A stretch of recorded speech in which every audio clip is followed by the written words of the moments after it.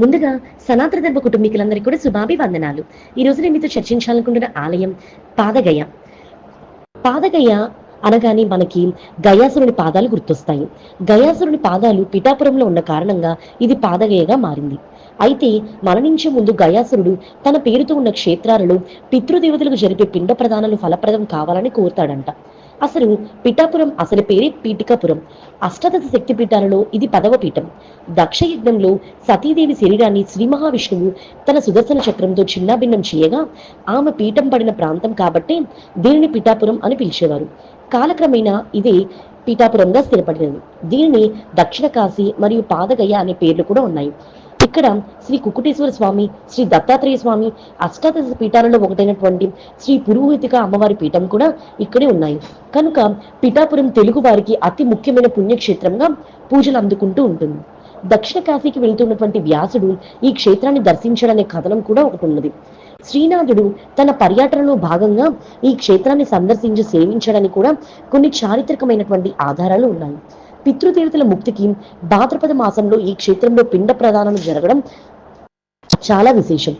పిఠాపురంలో అమ్మవారి శక్తిపీఠం కుక్కుటేశ్వర స్వామి ఆలయంలో ఉంటుంది. ఈ శక్తి ఆలయం చిన్నదే అయినా అమ్మవారి మూర్తి చతుర్భుజగా అత్యద్భుత సౌందర్య రాశిగా దర్శించిన వెంటనే భక్తి భావం ఉప్పొంగేలా ఉంటుంది. ఈమెకు పురోహితిక అనే పేరు ఉంది. దానికి ఒక కథ కూడా ఉంది. పూర్వం ఇంద్రుడు గౌతమ మహర్షి భార్య అయినటువంటి అహల్యను మోసం చేసి శాప కారణాన సహస్రాక్షుడవుతాడు. ఆ శాపం పోగొట్టడానికి జగజ్జనని అయిన ఈ అమ్మవారి కోసం తపస్సు చేసి శాపం పోగొట్టుకుంటాడు. పురోహితుడు ఆరాధించిన దేవి కనుకే ఈవిడ పురోహితిక అయింది.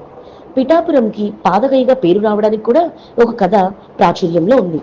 పూర్వం గయాసురుడనే రాక్షసుడు మహావిష్ణువుని మెప్పించి తన శరీరం అంతా పవిత్రంగా ఉండే వరం పొందుతాడు. దానివల్ల మనుషులు ఎన్ని పాపాలు చేసినా అతడి శరీరాన్ని తాకిన వెంటనే పాప విముక్తులై నేరుగా స్వర్గానికి రావడం మొదలుపెట్టారు. మరోవైపు గయాసురుడు భాగవోత్తముడు కనుక ఇంద్ర పదవ అతనికి దక్కింది. దీనిని భరించలేని ఇంద్రుడు త్రిమూర్తులను వేడుకొనగా త్రిమూర్తులు బ్రాహ్మణ వేషధారులై గయాసురుని చేరి, అయ్యా, తమది పుణ్య శరీరం, తమ దేహం మీద లోక కళ్యాణార్థం 7 రోజుల పాటు యజ్ఞం చేయదలిచాం అని అంటారు. అందుకు గయాసురుడు అంగీకరిస్తాడు. అప్పుడు త్రిమూర్తులు, గయాసుర, 7 రోజుల లోపు నువ్వు కదినలా లేచిన యజ్ఞ సమాప్తి కొరకు, అంటే యజ్ఞం అసంపూర్తిగా ముగించలేము కనుక నిన్ను సంహరిస్తాము అని అంటారు. గయాసురుడు అందుకు అంగీకరించి తన శరీరాన్ని విపరీతంగా పెంచాడు. అతడి తల గయ అంటే బీహార్, నాభిగయ అంటే ఒరిస్సాలో ఉన్న జాజ్పూర్ అనే ప్రాంతం, పాదాలు పాదగయ అంటే పిఠాపురంలో ఉండేంతగా పెంచాడు. త్రిమూర్తులు ఆ శరీరం మీద యజ్ఞం ప్రారంభిస్తారు. 6 రోజులు గడిచిన 7 రోజు పూర్తి కావాల్సి వస్తుంది. అప్పుడు శివుడు తెల్లవారకు ముందే కోడి రూపం ధరించి కూస్తాడు. దాంతో 7వ రోజు పూర్తయిందని భావించి గయాసురుడు కదులుతాడు. అదే కారణాన సంహరింపబడతాడు. అతడి పాదాలు పిఠాపురంలో ఉన్న కారణాన ఇది పాదవయగా మారింది. అయితే మరణించే ముందు గయాసురుడు తన పేరుతో ఉన్న క్షేత్రాలను పితృదేవతలకు జరిపే పిండ ప్రదానాలు ఫలప్రదం కావాలని కోరుకుంటాడు. ఆ కోరిక ఆమోదింపబడింది కనుకనే 3 గయలలో పిండ ప్రదానాలకు విశేష ఫలప్రదం కలిగింది.